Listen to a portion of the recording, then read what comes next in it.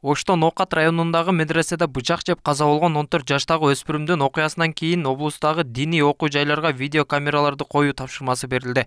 Буга байланыштуу улуттук коопсуздук боюнча мамлекеттик комитеттин облустагы башкармалыгы, облустук милициясынын жана казыяттын кызматкерлери диний окуу жайлардагы коопсуздукка байланыштуу жыйын өткөргөн. Анда медреселерде ички тартипти жөнгө салуу үчүн нөөмөтчү мугалимдерди дайындоо маселеси да каралган. Буга чейин деле түшүндүргөнбүз, будан кийин да айтып атабыз, ушу мүмкүн болушунча тез аранын ичинде коюлгула деген тапшырмалар коюлган. Жыйында негизинен ушу мыйзамдардын сакталышы, коопсуздук чараларын күчөтүү, ошолор негизинен ушул устав, мыйзам талаптарын аткаруу максатында болду жыйындарчы.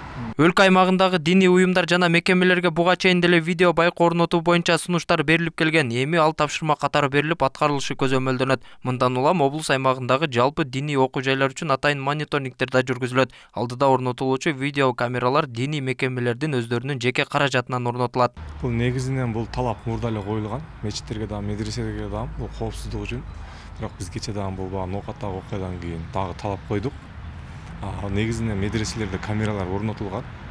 Бирок дагы биз ар бир бөлмөгө чейин орнотула деп сунуштарды бердик. Эми медреселер өздөрүнүн каражаттарынын негизинде өздөрү орнотуш баштайт мындан буякачы. Мечит жана ислам окуу жайларына коюлуучу видео байкоолор боюнча сунуштарды коомчулук жактырса, айрымдары кереги жок экенин айтып каршы чыгууда.